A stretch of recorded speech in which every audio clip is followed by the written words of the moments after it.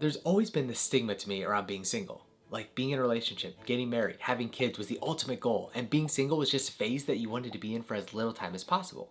The right path in the right timeline always seemed so clear and direct to me, and I thought that I was destined to go down it. I would find a girlfriend in high school or college, we would date for a few years, we would get married in our mid-20s, we would buy a house, we would have kids, we would live happily ever after. And admittedly, I still want many of those things, but my life journey so far has not matched up to the plan, and I've learned so many lessons along the way because of it. Hey there friends, I'm Matt, a joyful human who's working to live life on purpose. On this channel, we discuss how to live life more purposely, more mindfully, and more effectively. Today, let's talk about the lessons that I've learned from the last 9 years of being single. The first thing I learned was how to be alone and to appreciate solitude. Throughout my entire childhood, I hated being by myself. I always wanted to be with my parents, or with friends, or the TV, or any other distraction so that it was never just me, my thoughts, and the silence. Being a kid that grew up in the 90s and 2000s, it was an easier time than ever because there were so many distractions that I could utilize. But as I got older, friends got into relationships, we left the confines of high school and college, and I was more or less forced to be on my own. That forced solitude was so difficult for years. But by approaching and embracing it more each and every day, I learned to appreciate the benefits that come with solitude. Now, it's my favorite place to get things done without the distraction from other people in the world itself. It's my favorite place to recover my energy. There's something that's so refreshing about just sitting there and being embraced by the silence. And it's my favorite place to simply be. That silence and solitude makes it so that I can more easily focus in on what is happening to me in the present moment. And I learned to take care of myself from a practical perspective. Being on my own for the first years of my adult life, there was no one that I was leaning on every single day. I did my own laundry, got my own groceries, maintained my own apartment, did all these things to learn how to be an adult by myself. Now, this may not sound like a big deal to you, but for me, someone who was blessed with parents who took care of most everything growing up, this was a big step. It made me realize my independence. It made me realize what I could really do on my own. As silly and misogynistic as this sounds, I think in my head I would have a girlfriend or a wife that would take care of many of these things. That sounds extremely awful just even saying it now. But with this independence, even when I hopefully get into a relationship one day, I have this knowledge that I can take care of these things, and I want to continue to take care of many of these things on my own. Because I don't ever want to be codependent on another person. I don't think that's fair to either person in the party. At the end of the day, we're all individuals who are responsible for our own lives. I learned that we get to set our own timelines for life and how to go with the flow. I used to be so rigid. I wanted to follow everything by the book, everything by the plan, everything by the itinerary. I was lucky to be in a culture where going to high school for 4 years and then graduating after 4 years was just a foregone conclusion. I never had any doubt that I would finish. But at the same time, I expanded that thinking into the rest of my life. I put everything into time blocks. I thought that it was all planned out. I knew exactly what was going to happen. But that plan has not come to fruition. And in that, I've learned to be flexible. I've also learned that I get to define so much more of how exactly I want life to go. It's not just I graduate from school, I work for 40 years, I retire, and I die.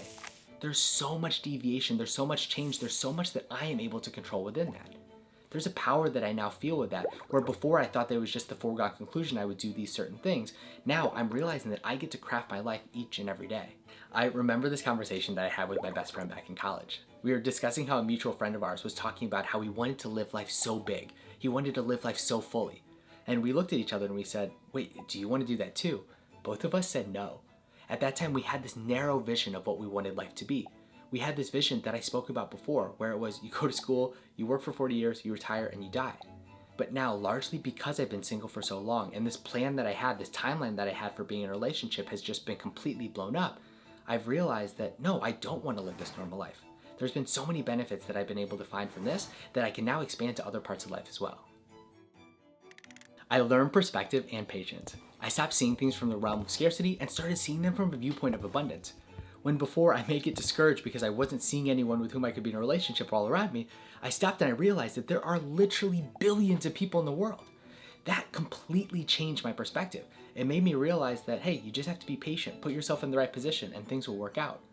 That obviously expands to other areas of life as well. There's so much opportunity in the world. There's so much opportunity for each and every one of us.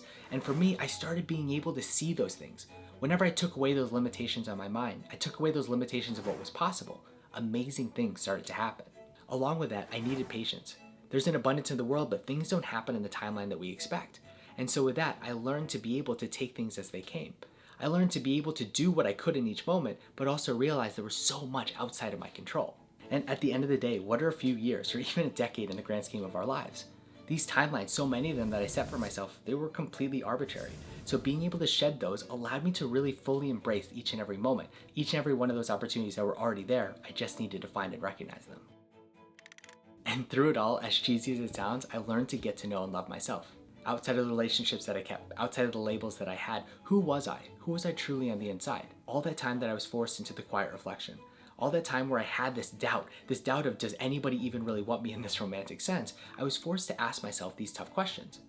And in these tough questions, I got to know my true interests. I got to know what I really wanted out of life. And those lessons have been invaluable. It's changed the way that I approach each and every moment. It's changed the way that I want the rest of this life to go. It's been almost a decade now of not being in a relationship, with no end in sight. And I say that not with a yearning for things to change immediately, but with the realization that one day things will change. As I don't know the hour and the day that it will happen, I'm aiming to soak up this period of life, being single while it's here, as there are benefits that I may never have again. Whatever phase you're in, my friends, I hope you're soaking it in for all it's worth. Sometimes a tweak in perspective and some introspection can do a world of wonders.